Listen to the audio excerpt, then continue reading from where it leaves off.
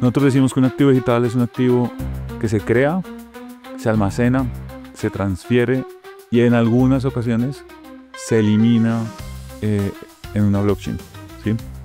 Entonces una blockchain, para volver a lo que hablas ahorita, es una tecnología que busca que no tenga que haber un ente centralizado validando una transacción, sino que es distribuida, donde muchas personas pueden operar, trabajar y encima, o a partir de, digamos, esa infraestructura, proveer diferentes tipos de servicios, diferentes tipos de protocolos.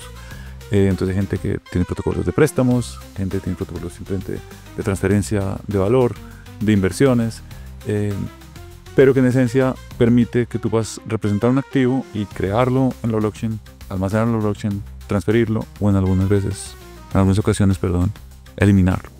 Y yo creo que así hay muchísimos otros tipos de activos que se están tokenizando, ¿sí? Y creo que una de las grandes tendencias que podemos hablar es la tokenización de activos y la representación de activos del mundo real en una blockchain para permitir que esos activos tengan una forma de transferirse, una forma de representar su valor de forma diferente.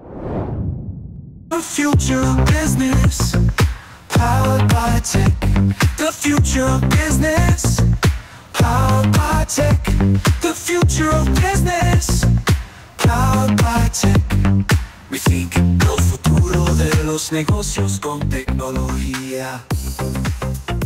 Hola a todos, bienvenidos a este nuevo episodio de Rethink el Podcast. Como saben, desde sí que hemos creado este espacio para conversar con líderes de distintas organizaciones, distintas industrias, distintos caminos de la vida para que conversemos sobre cómo la tecnología está transformando nuestro presente y sobre todo cómo va a crear ese futuro. Y hoy tenemos un invitado súper especial, Pablo Arboleda, es el vicepresidente, tiene dos sombreros muy importantes, vicepresidente de Datos Analítica e Inteligencia Artificial de Bancolombia y también el CEO de Wenia, que es como una spin-off, podríamos decir, de Bancolombia, que ya nos va a contar porque me parece súper interesante pues que un banco con la trayectoria de Bancolombia tenga una apuesta tan interesante y tan con visión a futuro, que pues cuando Juan Carlos Mora, el CEO, presidente de Bancolombia, estuvo en este podcast aquí en la misma silla sentada tuya, empezó a contar y yo dije, no, exacto, habló de Wenia, yo no, esto hay que profundizarlo. Entonces, Pablo, mil gracias por estar aquí. Sé que tu agenda no es nada fácil, entonces agradecimiento infinito. No, un gusto estar acá, Sara, y un gusto poder conversar contigo y ojalá poder compartir con la gente que está atenta a este podcast lo que podamos compartir. Entonces, mil gracias. Mil gracias. Entonces empecemos por ti, que nos cuentes un poquito de tu historia, de tu trayectoria, que estudiaste, sé que estudiaste en los Andes y los Andes tuvo un impacto importante en tu carrera y en tu desarrollo profesional y personal.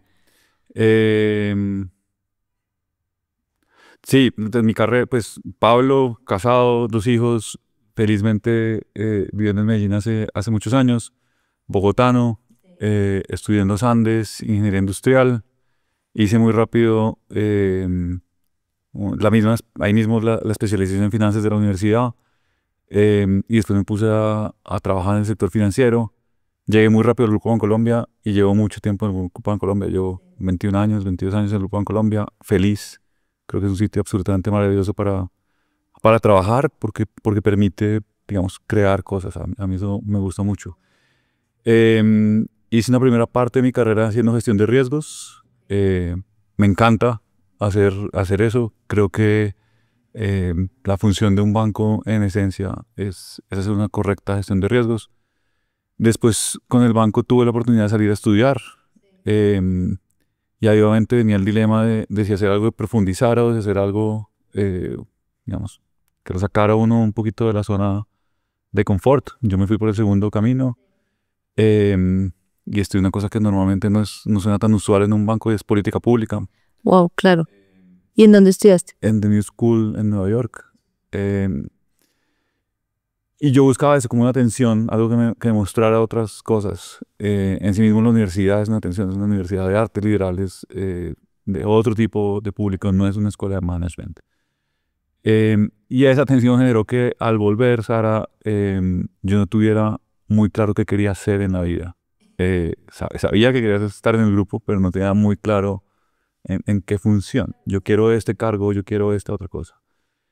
Entonces en ese momento yo pasé 2 años que en ese momento no veía como con preocupación, pero cuando yo me volteo en el tiempo lo veo con mucha, como con mucho cariño. Y es que estuve 2 años sin una posición formal dentro del grupo, sin decir, ahí pasaron muchas cosas, porque entonces pude hacer muchas cosas al tiempo, desde diferentes puntos de vista. Entonces pude hacer ciertos trabajos con el área comercial, pude hacer ciertos trabajos con la parte de operaciones, pude hacer diferentes cosas desde una posición que de pronto en el mundo corporativo, los que vean esto desde el mundo corporativo lo entienden, sin una posición de poder de nada. Entonces eso bajaba las barreras de cualquier persona con la que iba a trabajar y era muy interesante. Y una de esas cosas que trabajé en esos 2 años fue cómo diseñar una estrategia de analítica y de datos de forma corporativa. Así como decía que yo creo que un banco es riesgos, yo creo que un banco en su esencia también es datos. Y por lo tanto, yo creo que el banco siempre ha hecho analítica, siempre ha procesado datos, pero no hacíamos eso como resultado de una estrategia corporativa, sino hacíamos eso como resultado de esfuerzos en los diferentes silos, de esfuerzos puntuales. Y uno veía equipos haciendo cosas muy desarrolladas o equipos haciendo cosas muy con las uñas. Y esa estrategia empezó a jalar y eso se convirtió en un área. Y eso se convirtió, digamos, con el paso del tiempo en la vicepresidencia, que en ese camino fue recogiendo varias cosas. Nosotros arrancamos con un tema de analítica y datos. Después recogimos toda la estrategia de gobierno de información, que siempre digo que es menos sexy, es más árido, pero es absolutamente fundamental para que las cosas funcionen. Después trajimos a nuestra responsabilidad todos los temas de integración, digamos, del banco, todo el mundo de APIs, de servicios, de eventos. Y hace varios años, para ir conectando creo que con nuestra conversación principal hoy, cuando estábamos apenas empezando a entender qué era blockchain, hicimos unos ejercicios, digamos, en las áreas de innovación y después nosotros levantamos la mano y dijimos, oiga, nosotros creemos que tenemos las palancas como para incubar esa otra tecnología. Entonces son como las 4 grandes áreas de trabajo que he tenido en los últimos 12, 13 años desde que volví a estudiar. Espectacular. Tú, digamos que ese enamorarte del mundo de la tecnología, ¿cómo pasó? Tú, porque en la universidad no te enfocaste en tecnología. Y yo creo que, fíjate que una de las decisiones que nosotros tomamos a la hora de crear la estrategia de analítica fue no estar dentro de tecnología. Claro. ¿Sí? Yo creo que la columna vertebral de lo que nosotros hacemos es tecnología, pero reconociendo que hay una cantidad de cosas alrededor que se tienen que desarrollar para que la cosa funcione bien. ¿Sí? Entonces mi visión, obviamente, me gusta la tecnología, la entiendo, pero yo no soy el de tecnología. ¿Sí? Hay unos equipos con los cuales trabajamos todo el tiempo para que la estrategia funcione. Pero entonces a la estrategia o a nuestras estrategias es cuál es el esquema de organización que nos funciona, cuál es el esquema cultural que nos funciona, cómo priorizamos los trabajos que vamos a realizar, cómo formamos a la gente, cómo traemos talento, cómo se conforman los equipos. Obviamente todo eso encima de qué tecnología desarrollamos y qué queremos hacer.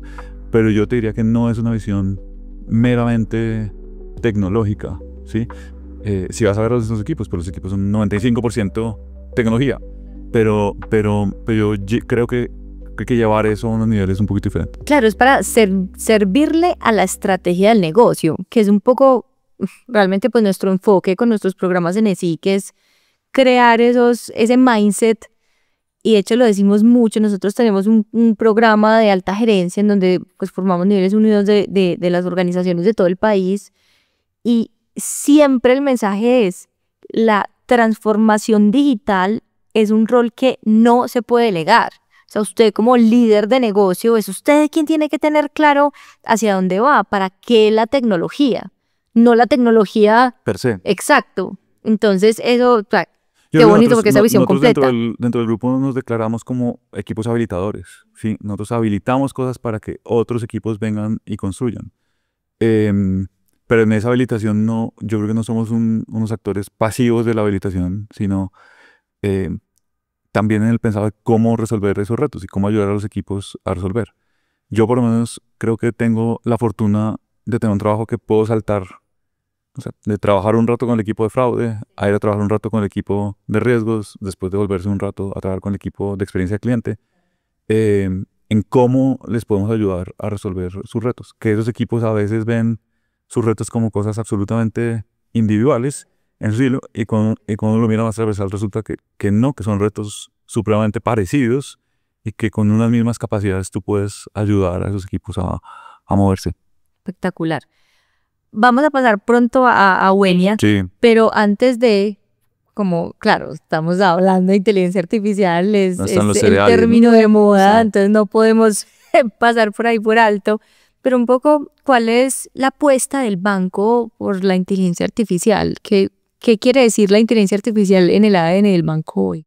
yo creo que la apuesta del banco viene desde hace mucho tiempo, y yo creo que la apuesta del banco viene alrededor de los datos, ¿sí? Y cómo somos capaces de proveer un mejor servicio, de diseñar mejores productos, de servir mejor a los clientes a partir de digamos, de ese activo que son los datos.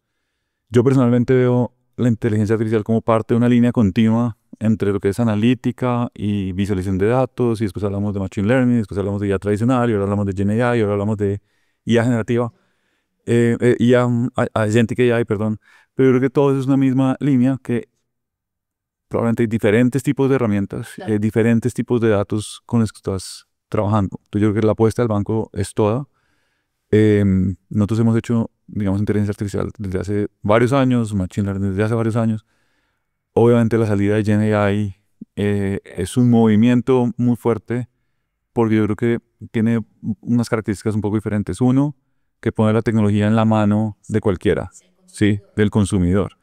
En el banco hoy hay 500, 600 ingenieros de datos o científicos de datos que resuelven problemas de IA tradicional o de Machine Learning, que en ciertos casos son las mejores técnicas para resolver ese problema. Pero tú necesitas un personaje con esos conocimientos para resolver ese problema. Gen AI te pone eso como aquí, al alcance de cualquiera. Y dos, creo que lo otro es que te permite explotar una serie de datos que otras técnicas no te permitían hacerlo tan fácil.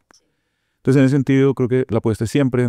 Obviamente, lo que está pasando con Gen AI y con Agentic AI es que nos está abriendo la posibilidad de atacar problemas que antes era muy difícil hacerlo. Yo hace unos días en alguna otra conversación contaba que cuando yo estaba en riesgos, me acuerdo, digamos, que los equipos comerciales alguna vez planteaban: oiga, sería muy chévere cuando yo fuera a hacer la visita a mi cliente, en vez de tener que escribir un informe de cómo fue esa visita, simplemente hablara, lo contara y ya, ¿sí? Y eso hace 15 años, pues no era posible o era muy difícil de hacer. Y hoy hay una tecnología que te permite hacer eso muy bien. Entonces yo creo que eso es lo que está pasando dentro del banco, el reconocer o el revisitar unos problemas o el encontrar unos problemas nuevos que estas nuevas tecnologías te permiten trabajar de una forma muy, muy eficiente y muy, muy bacana. Espectacular, total.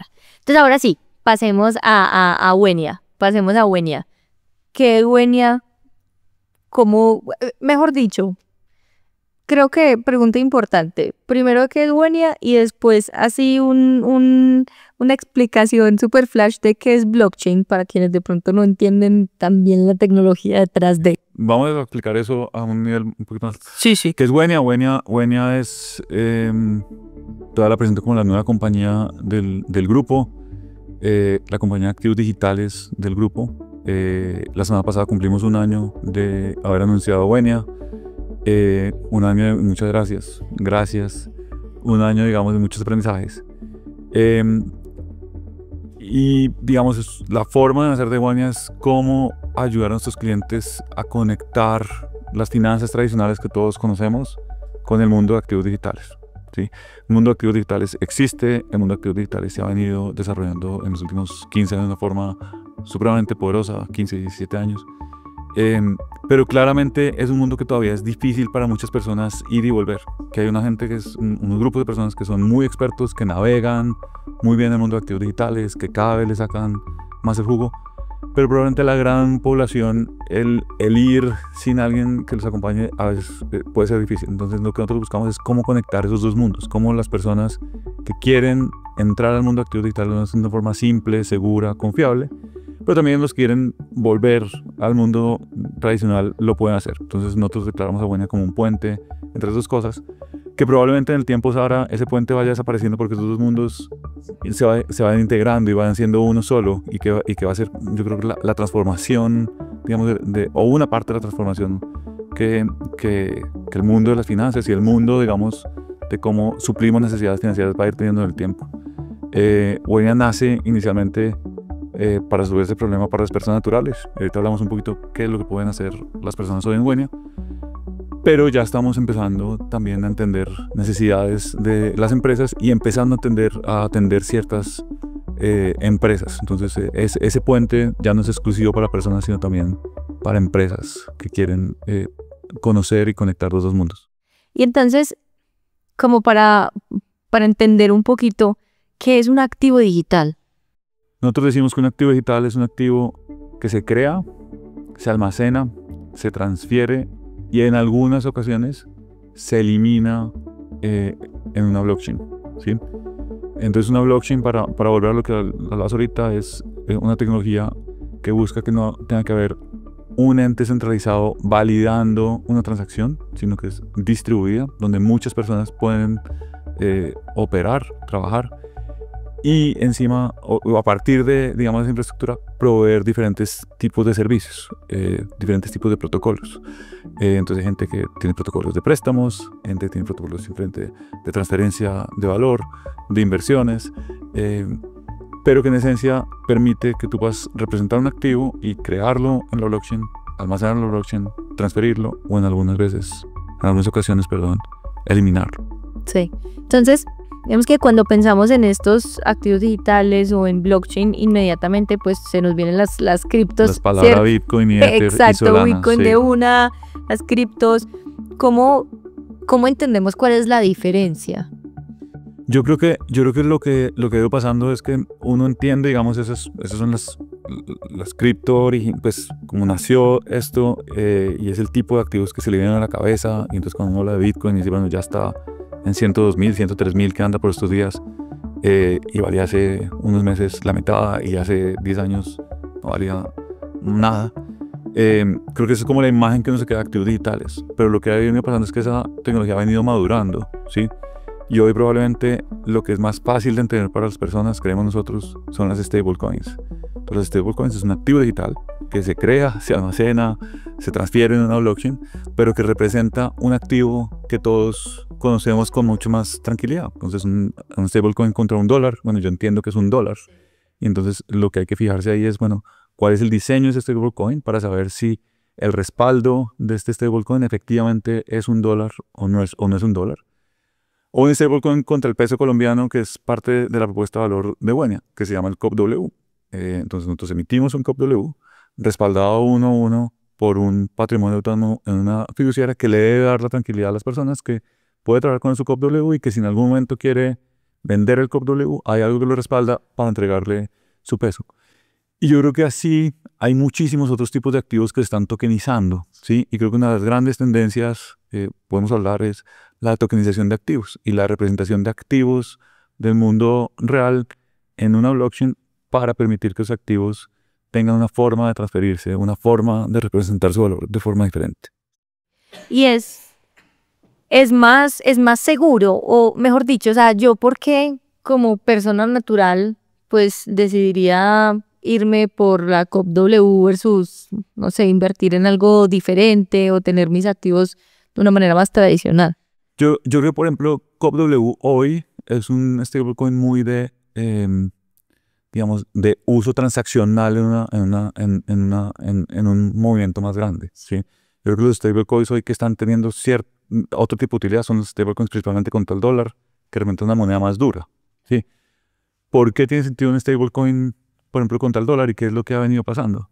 En algunos casos es una protección contra la inflación. Entonces, si tú vas a Venezuela o si tú vas a Argentina, son países que están muy dolarizados, en donde las stablecoins les ayudan a no tener que tener el dólar físico, sino a poder tener acceso a dólar de una forma muy fácil y mover ese dólar de una forma supremamente fácil entre geografías. Ahorita podemos hablar de cross-border, o hablamos una vez, tiene un atributo, es que yo te puedo mandar Bitcoin aquí localmente, o te puedo mandar Bitcoin de aquí a la India, a la China, o te puedo mandar stablecoin de aquí a la China, y es el mismo tiempo, muy rápido, y el mismo costo, muy barato, ¿sí? Cosa diferente a si estás trabajando con el activo mismo. Por esto, por la misma característica de blockchain, ser una red distribuida donde cualquiera puede trabajar, en donde hay, digamos, acceso. Que eso además, perdón, aquí pues para paréntesis, entender como los beneficios para las empresas es que es un dolor de cabeza cuando operamos internacionalmente, tenés que, pues incluso pues nosotros, que no es que nuestras transacciones internacionales sean enormes, pero pues eventualmente tenemos que hacer unos pagos en España o a unos proveedores que tenemos la semana internacional, hay que hacer el pago y eso se demora un montón de tiempo, entonces te reduce mucho el tiempo y el costo, ¿no? De poder hacer estas transacciones internacionales. Y obviamente es una tecnología que ha venido madurando. Yo creo que hace un tiempo vi un post de una persona que yo admiro mucho que se llama Simon Taylor, en donde decía, oiga, esto ya no es como el Wild Wild West que uno veía de las criptos, sino ya cada vez ve uno más casos de uso que uno puede, digamos, separar entre el mundo de las finanzas on-chain o el mundo del gaming, ¿sí? Del estar todavía jugando. Yo creo que es una tecnología que como se ha venido desarrollando, muchas cosas se tenían que probar como jugando, ¿sí? Entonces los ICOs o los NFTs es simplemente la forma de ir desarrollando la tecnología, pero que esa tecnología empieza a encontrar ya casos de uso que resuelven problemas del mundo, digamos, real. Y yo creo que uno de esos grandes temas son los stablecoins. Cuando tú tienes stablecoins, cuando ya ves el volumen transaccional que estás teniendo, están diciendo, bueno, empieza a ver parte de los casos de uso de la tecnología que empieza a encontrar un market fit contra un problema real. Probablemente otros de los casos de uso me dicen, no, y listo, pasó y fue parte de la experimentación. Pero yo creo que es la madurez que la tecnología va teniendo y va trayendo. Claro, que además es como ese ciclo de madurez normal de cualquier tecnología, de cualquier innovación tecnológica. Cuando sales, pues, no has encontrado ese product market fit, no has encontrado realmente, pues, dónde está el impacto de ese problema que estás solucionando. Hay muchas barreras de implementación, ¿no? Porque, pues, no todo el mundo lo conoce, sabe qué es, lo entiende, tiene los medios y los recursos. Una cantidad de barreras regulatorias, ¿sí? Además, de qué lo considero, qué no lo considero, porque ya te estás metiendo, digamos, en un mundo financiero que es muy regulado. Claro, claro. Entonces, que es para todos nosotros los mortales, es entenderlo y pensar en cada nueva tecnología que vemos, de la cual escuchamos hablar, que hay una curva, digamos, como de madurez a los que siempre nos vamos a enfrentar, y que de pronto algo que no entendamos hoy no quiere decir que no vayas a tener un impacto muy transformador en las industrias. Y yo creo que entender la famosa frase, digamos, de una señal, qué ruido, qué no es ruido, ¿sí? Y ser capaz de ir separando. Pero yo creo que como decir, no, yo no creo nada de eso. Yo creo que lo que hay que ir diciendo, bueno, esta partecita no me suena mucho, pero aquí a lo mejor sí hay un caso de uso que me interesa, o una aplicación que me interesa, y ahí hay que entender. Sobre todo es como ir despertando esa curiosidad. Nosotros aquí hablamos mucho, pues, en nuestros programas enfocados en la tecnología y la transformación digital. Es, al final, nuestro rol como líderes de negocios y organizaciones es ser muy curiosos constantemente, para que cuando aparezcan esas pequeñas señales, poder ir de una manera muy intencional como excavando y decir, bueno, ¿por dónde podría ser? Y puede que no sea ya, ni en 2 años, ni en 5, pero ¿dónde se puede construir este nuevo futuro de las distintas industrias? Estoy completamente de acuerdo, y yo creo que eso hay que hacerlo también desde un planteamiento. Esta mañana estaba contándole a alguien, hace muchos años tuve la oportunidad de ir a una conferencia grande de blockchain que se llama Consensus, y en esa conferencia hubo un panel entre 2 personas muy representativas de la industria. Uno de ellos, un personaje que se llama Jimmy Song, que es un bitcoinero maximalista, él solamente cree en Bitcoin. Y de otro lado había un personaje que planteaba, Joe Lubin, que planteaba, no, yo creo que blockchain tiene muchas otras aplicaciones fuera de Bitcoin. Y me acuerdo que en ese momento este personaje, Jimmy, marcaba una frase que a mí me gustó mucho, es que él creía que había tanto FOMO alrededor de blockchain, que blockchain era un polvito mágico que resolvía todos los problemas, ¿sí? Yo creo que eso mismo está pasando hoy con IA generativo, entonces todo tiene que ser resuelto así. Yo creo que el trabajo de uno es entender cuál es el problema y entender cuál es la tecnología que mejor le sirve para resolver ese problema. ¿sí? Y a lo mejor hay muchos casos de uso, muchos problemas o muchos retos que se pueden resolver de una forma mucho más simple, ¿sí? Y entre más simple sea la solución, probablemente sea más elegante. Así es.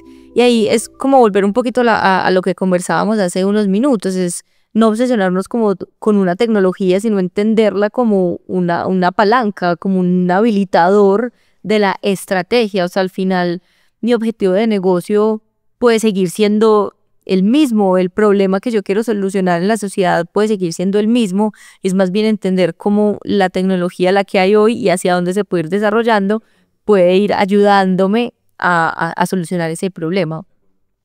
Súper, entonces, listo, entonces ya entendemos un poquito mejor qué son los activos digitales, por dónde va el tema.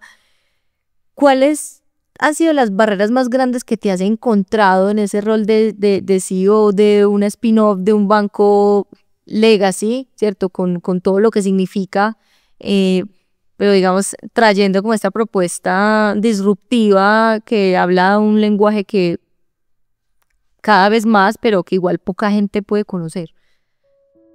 Yo creo que a mí me cuesta mucho esa pregunta. Yo creo que el viaje ha sido súper chévere. Yo creo que obviamente, digamos, a su ritmo, ¿no? Y probablemente uno decía, pues puchi, ¿por qué no hicimos estos 5 años antes o lo estamos haciendo ahorita? Y si es el momento, nos tenemos que esperar un año más. Yo creo que cada cosa a su ritmo. Yo creo que lo que pasó en el banco, o sea, bueno, se ve desde hace un año, pero es el resultado de un proceso de maduración mayor. Nosotros, y creo que lo hemos comentado varias veces, arrancamos hace más o menos 10 años simplemente con la intención de entender blockchain como tecnología. No teníamos ninguna otra intención. Bueno, ¿eso qué es? ¿Sí? ¿Y cómo entendemos eso? Y eso lo hicimos a partir de simplemente conversar e invitar a terceros. Entonces era, oiga, venga y cuéntenos eso qué es. Y nos fuimos haciendo nuestra imagen con las divergencias normales que puede haber en eso. Entonces obviamente había grupos dentro de la organización que decían, eso no tiene ningún futuro, ¿sí? Y otros que decían, oiga, parémosle bolas a eso. Tú hablas del banco como un banco legacy, yo al banco lo veo como un banco súper innovador, súper a la vanguardia, en donde le dio espacio a un grupo de personas a explorar, a experimentar, a crear, a construir, sin tener que tener al cierre del Q el resultado específico, sino ir creando un conocimiento. Que eso es clave para la innovación. Que yo creo que eso es muy importante. ¿Sí? Yo creo que puede haber diferentes mecanismos de innovación, ¿cierto? Pero yo creo que es un mecanismo de innovación a partir de incorporar el conocimiento en la organización, no dejar el conocimiento, digamos, por fuera, ¿sí? Y ese equipo tuvo una serie de dinámicas, ¿sí?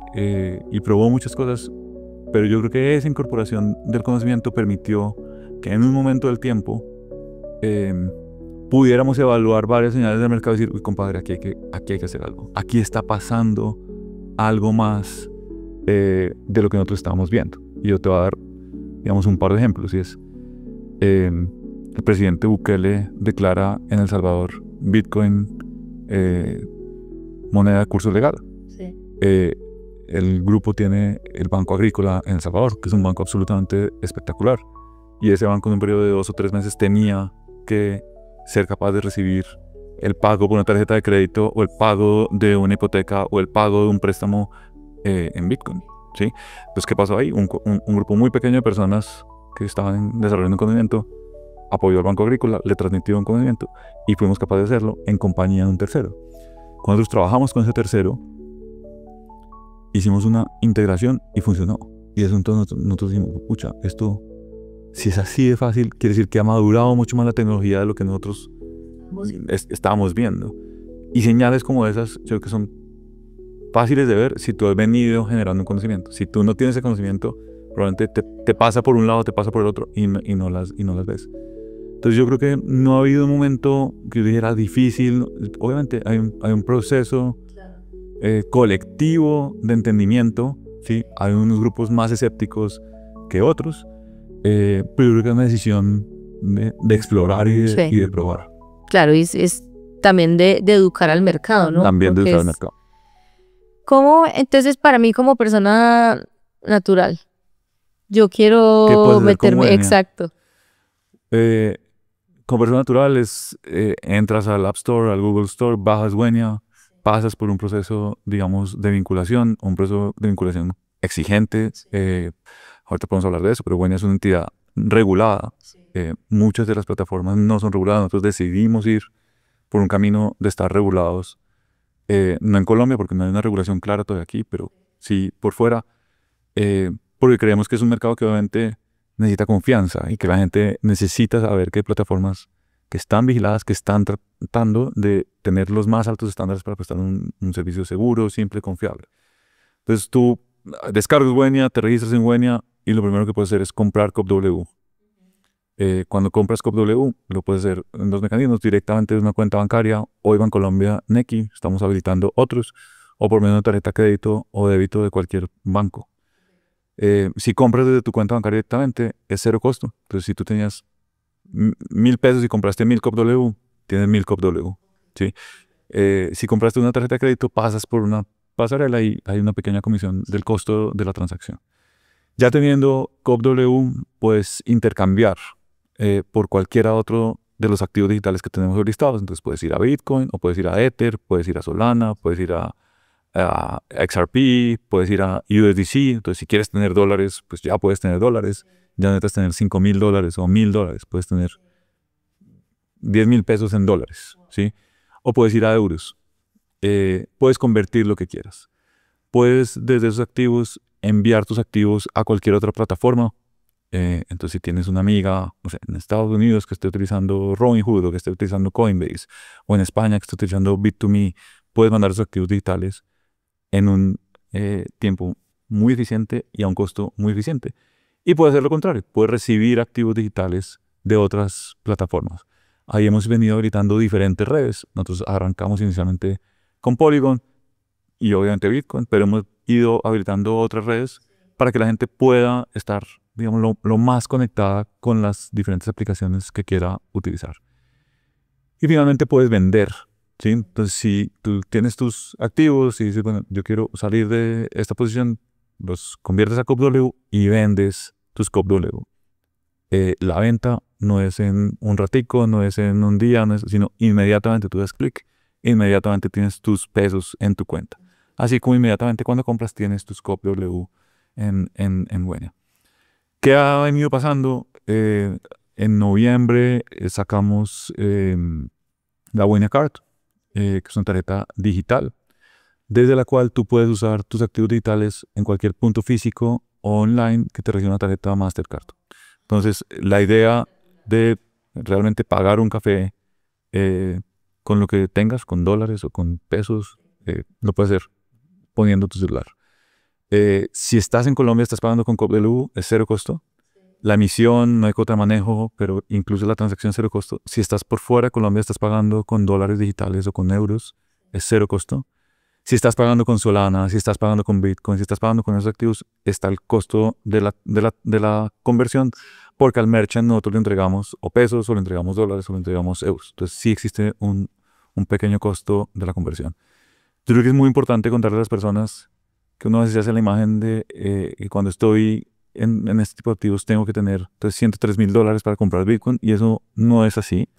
Al ser activos digitales, otra de las características, sabrás, que son absolutamente fraccionables. Tú los puedes ir partiendo. Entonces tú puedes comprar 0,0001 Bitcoin. Puedes comprar desde 5.000 pesos, desde 10.000 pesos. Y yo creo que a esas personas que son escépticas es importante invitarles a que prueben, porque es la forma de ir entendiendo un mercado. Y es claramente un mercado que tiene unas características diferentes.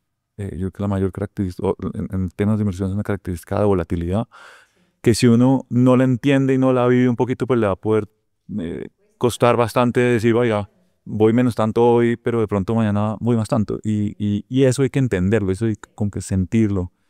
Y finalmente, lo otro que puedes hacer hoy en Wenia es que puedes hacer staking con Solana. ¿Qué es hacer staking con Solana? Hacer staking con Solana es dejar tu Solana, tu Sol, que es el activo digital de una red, se llama Solana, en staking, dejarlos congelados en la red. Al dejarlos congelados en la red, tú estás proveyendo a esa red, le estás ayudando a esa red a ser más segura y ser más confiable para todas las transacciones, y la red como recompensa te da Sol más activos de los que tú tienes. Entonces es como si tú tuvieras una inversión que a cierto plazo me da un rendimiento, aquí lo que te da es una recompensa. Por contribuir a la seguridad de la red te da una recompensa dado la transaccionalidad que esa red está teniendo. Y entonces ese staking tiene que ser, staking, así dijiste, tiene que, o sea, ¿tiene un plazo específico? No, o tú lo puedes dejar lo que quieras. Obviamente, dependiendo de lo que la dejes, pues tienes la recompensa? Tienes más o menos recompensa. Claro. Wow. ¿Sabes qué? Me parece espectacular porque efectivamente creo que es romper la barrera del miedo. Yo te lo digo personalmente, o sea, yo era una de esas que es como, uy, pero es que yo no entiendo esta vaina, no entiendo lo que hay detrás, no veo qué lo soporta, entonces como no entiendo, pues no me voy a meter ahí. Pero cuando entra un jugador como Wenia, en donde que cuando lo hablabas me estaba reflexionando que es bastante paradójico. Normalmente pensamos en la regulación como una barrera y yo aquí veo ese decidir entrar de manera regulada, lo veo como que tumba barreras como la mía, de que me da miedo entrar a algo que no está regulado, pero cuando viene otro jugador como Wenia y me dice, no, venga que, o sea, yo sí tengo un soporte, me permite a mí romper esa barrera del miedo y decir, bueno, soy capaz de experimentar, me voy a meter ahí. Entonces es una labor divina. Sí, yo creo que la regulación tiene esas dos ventajas, ¿no? Sí. Digamos, la ventaja a veces de restringir, pero yo creo que la mayor ventaja es como la de ir habilitando. Sí. Y yo creo que hay que, o sea, cuando hablamos de estos activos, yo no creo que sea, digamos que vamos a meter en detalle cada uno, pero claramente cada uno de esos activos tiene un proyecto por detrás que lo respalda y unos fundamentales de por qué, ¿sí? Cuando uno habla de activos digitales, Sara, no sé, en las criptos hay, no sé, yo la última vez que lo miré hace mucho tiempo no hay 15.000, ¿sí? Y muchas de esas no tienen un sustento y por lo tanto mueren y se desaparecen muy rápido. Pero hay otras que claramente tienen un proyecto valioso por detrás, y si uno habla de Bitcoin y mira las características, digamos, de qué es lo que hemos declarado una moneda y el almacenamiento de valor y la forma de transferir, pues Bitcoin tiene unas características que lo hacen supremamente interesante. Y si uno habla de Ether y Solana y entiende los proyectos que se vienen construyendo sobre esas redes, uno dice, aquí hay una tecnología que está permitiendo construir unos proyectos súper interesantes y por lo tanto la forma de reflejar el valor de esa tecnología es en este tipo de activos. Yo creo que quedarse con la imagen de que eso no lo entiendo y por lo tanto no es bueno es una imagen un poco perezosa, ¿sí? Yo creo que hay que entrar un poquito y entender qué es lo que hay ahí. Y al lado de eso, lo que te decía ahorita, experimentar, ¿sí? Yo no sé si Juan Carlos cuando estuvo acá lo contó, pero cuando nosotros empezamos a recibir a estas personas, creo que el Bitcoin en este momento estaba a $300, ¿sí? Y todos, creo que tuvimos el dedo ahí, creo que ninguno dio clic, pues porque no entendíamos, ¿sí? Hoy cuando vamos para atrás es, uy, estas bolas, no haber dado un clic ahí.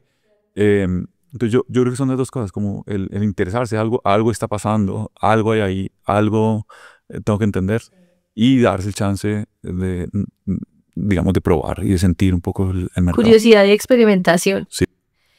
¿Cómo nos recomendarías a quienes no estamos inmersos de pronto, pues como con tanto detalle en el sector financiero y en estas revoluciones del sector financiero, pues como para poder alimentar esa curiosidad, fuentes confiables, a dónde vamos a leer, a entender un poquito qué está pasando y que nos sintamos tranquilos con que, bueno, hay un fundamento detrás? No, a mí me hacen esa pregunta y yo parezco perezoso. Yo creo que hay que leer muy diversamente, ¿sí? Yo creo que no hay que leer una sola fuente. Yo creo que hay que tener una mirada súper abierta. Yo les diría, traten de leer incluso la posición que uno no está de acuerdo, porque seguramente hay algunas cosas para entender. Desde Wenia, uno de los pilares es cómo educar. Entonces tenemos un podcast que se llama Wenialogía, donde contamos un poco más en detalle cómo funcionan las cosas, donde contamos qué hace Wenia. Hacemos, para quienes quieren escribir, unos masterclass alrededor de esto, hacemos webinars alrededor de esto, pero yo creo que sería muy mío pues yo decirles, oigan solamente Wenia. Yo creo que tienen que oír una gran diversidad de fuentes y que hay muchas fuentes a las cuales hay un acceso muy fácil sobre este tema. Y yo creo que van a encontrar que hay hay como diferente, en esa, como una línea continua también, hay diferentes perspectivas de esto, digamos. Yo creo que hay muchas personas que tienen un gran conocimiento técnico o le han invertido mucho conocimiento a eso y hoy operan en plataformas totalmente descentralizadas y eso está muy chévere y es muy valioso para un grupo de personas. Probablemente para otro grupo jugar en ese tipo de plataformas que requiere ese nivel de conocimiento, que requiere un mayor nivel de especialización, sea un poquito difícil. Entonces yo te diría, arranca por Buenia, pero con la perspectiva de leer de una forma mucho más amplia para entender esto. Claro. Si quisiéramos ir a los recursos de Buenia, buenia.com. Buenia.com. Ya. Súper fácil. Súper, perfecto, buenísimo. Yo me quiero volver un poquito a ti como líder y solamente 2 preguntitas más como para ir cerrando.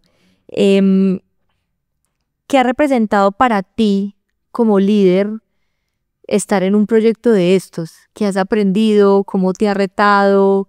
¿Qué ha sido más, o sea, como desde ya tu perspectiva personal? ¿Qué ha sido? Ya comentaste que ha sido un proceso súper bonito. Sí. Yo he aprendido un montón de cosas. He aprendido, digamos, lo que te decía un poco, el ritmo de las cosas, que no siempre es al ritmo que uno quiere, sino al ritmo que un colectivo se puede ir moviendo. Pero hay una cosa que a mí me gusta mucho contar dentro del, tú dices ahorita, el banco Legacy. Y es que yo creo que las personas muchas veces necesitan un aire fresco, una cosa nueva en que pensar, ¿sí? Yo por eso te decía, cuando tú me dices limitantes o no hemos tenido eso. Yo creo que lo que ha pasado en una relación como esta es que, uy, esa vaina está chévere y me saca a mí de mi zona, digamos, de trabajo de siempre y venga, la hacemos. Y yo creo que es como reforzar ese mensaje. Las organizaciones yo creo que muchas veces necesitan culturalmente tener ese tipo de experimentos, así escalen o no escalen, ¿sí? Para mantener esa curiosidad en las personas. Eso lo he aprendido, digamos, como digamos, hubo siempre una energía muy bonita alrededor de, bueno, que nota pensar en algo diferente, venga a ver cómo lo sacamos entre todos. No creo que ha sido un grupo reducido, sino que ha sido algo que todas las áreas de la organización han venido rodeando. Y yo creo que es una cosa que se retroalimenta, ¿no? Digamos, esa experiencia se trae a esto y esto le da como un aire fresco. Entonces creo que eso ha sido súper valioso. 2, creo que desde el punto de vista, digamos, de los equipos, son equipos súper jóvenes. Nuestra compliance officer, por ejemplo, está basada en Bermudas, que es donde estamos regulados nosotros. Y cuando nosotros buscamos a compliance officer, pues tenía que estar en Bermudas, tenía que saber de compliance, ojalá supiera de cripto y ojalá, digamos, para la conexión con el banco, pues supiera, digamos, de este mundo latino, ¿no? No fuera algo como tan lejano. Entonces eso era era como un bicho súper raro y Ruth seguramente oirá esto. Y cuando nosotros encontramos a Ruth, dijimos, Ruth, tienes que venir a trabajar con nosotros, ¿sí? Y Ruth en ese momento, ella no se va a acordar, pero un viernes me dijo que sí. Y al lunes yo viajaba allá y listo, el lunes cerramos negocio, miramos a ver cómo vamos a trabajar. Y el domingo más o menos me mandó un mensaje y me dijo, no, me arrepentí. Y dije, bueno, quedamos. Igual tomamos un café mañana, ¿sí? Y cuando nos tomamos el café yo le preguntaba, bueno, ¿por qué te arrepentiste? Me decía, es que yo no me siento lista, porque yo sé mucho de compliance, pero no sé de cripto, ¿sí? Y un poco lo que yo creo que terminó de convencerla a ella es, probablemente si ella en ese momento supiera de compliance y supiera la norma y supiera de cripto y supiera todo, estaba 5 años adelantada a lo que nosotros necesitábamos. Entonces, hoy yo creo que lo que está pasando es un talento muy joven que viene madurando al ritmo de esta tecnología. Y si tú salieras a buscar a alguien que haya fundado 3 compañías de cripto, que haya el CTO de 3 compañías de cripto, probablemente no lo puede estar ahorita, sino tocaría esperar un tiempo. Entonces yo creo que también alrededor del talento, cómo acompañarlo y cómo darle la confianza de ir construyendo lo que hemos hablado varias veces en la conversación, que es ese conocimiento. Espectacular, claro, o sea, la madurez de la organización tiene que estar también, tiene que ser coherente con la madurez del líder, sí, súper espectacular. Bueno, y ya, última preguntita, pues como lo hablaba en la introducción un poco a esta conversación, la idea de este espacio, y por eso se llama Rethink, es como pues para repensar un poquito qué está pasando hoy, para que podamos intentar proyectar ese futuro, pero sobre todo proyectarlo no como tipo bola de cristal que va a pasar, sino más bien pues cómo lo construimos. Y tú estás en una posición súper privilegiada en donde estás construyendo ese futuro de la industria financiera pues en un país como Colombia, pero realmente pues en toda la región. Entonces, ¿cómo te imaginas tú ese futuro del sector financiero? ¿Hacia dónde? Y puede ser desde creo que va por allá o me imagino y me soñaría que fuera por este lado. Ay, Sara, yo creo que esas preguntas son súper difíciles. Yo diría, yo creo en la tecnología como una capacidad habilitadora, ¿sí? Y creo que estas tecnologías lo que nos permiten es habilitar cosas que no veíamos posibles. Yo siempre cuento esa historia. Hace 10 años el término de moda era Big Data y había Big Data por todos lados y el que no estuviera usando Big Data entonces estaba mal. Yo creo que cuando uno aplica esa tecnología al interior del banco le permite solucionar una serie de problemas que antes no. Y hoy eso es como pan del día a día y lo hacemos todo el tiempo y procesamos datos.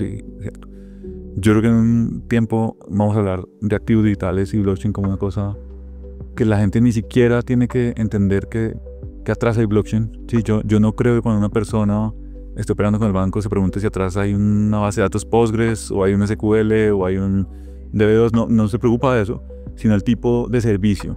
Entonces yo sí creo que hay un mundo por el lado del blockchain que te va a permitir resolver unos problemas, ya se están resolviendo, son unos futuros ahorita, en todo el mundo de cross-border de una forma muchísimo más eficiente. ¿Sí? Las transacciones que tú mencionabas, que sea mucho más eficiente. Y creo que hay otra tendencia que a nosotros nos interesa mucho, que es la tokenización de otro tipo de activos. Creo que no es difícil hacer el argumento de que hay activos que tienen su valor atrapado, que son ilíquidos, y que ese tipo de tecnología te puede permitir ayudar a resolver ese tipo de problemas. Yo creo que por ese lado va eso. Y por el lado de la inteligencia artificial, creo que la cantidad de cosas que se abren para atrás son infinitas, ¿sí? Creo que como organización tenemos que desarrollar la habilidad no de entender una, ¿sí? Sino la destreza de cada vez más rápido ser capaces de incorporar esas nuevas tecnologías, ¿sí?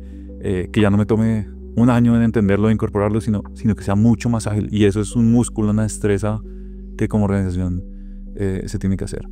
Desde el lado de Wenia, yo lo que te diría es un poco lo que resaltaba ahorita.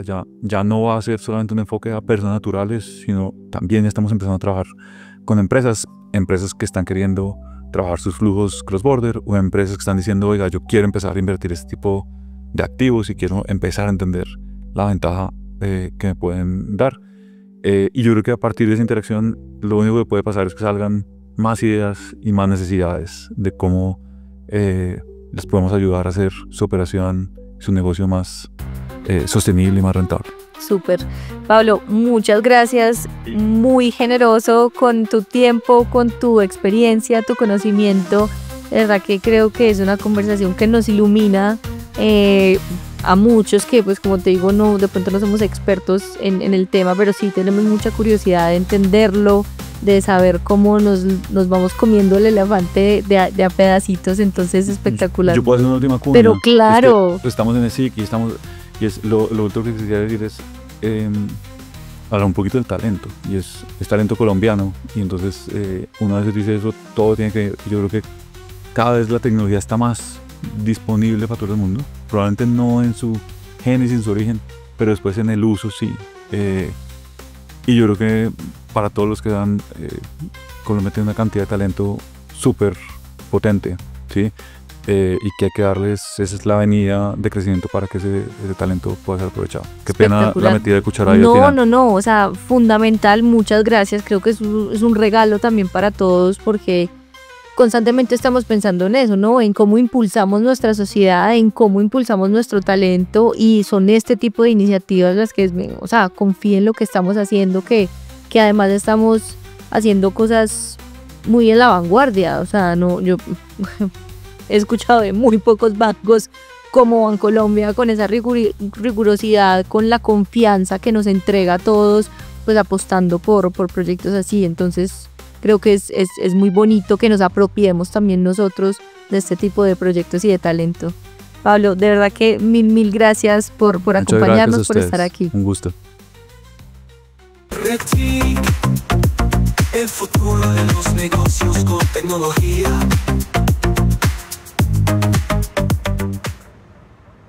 Este podcast fue producido por Expertos en Marca.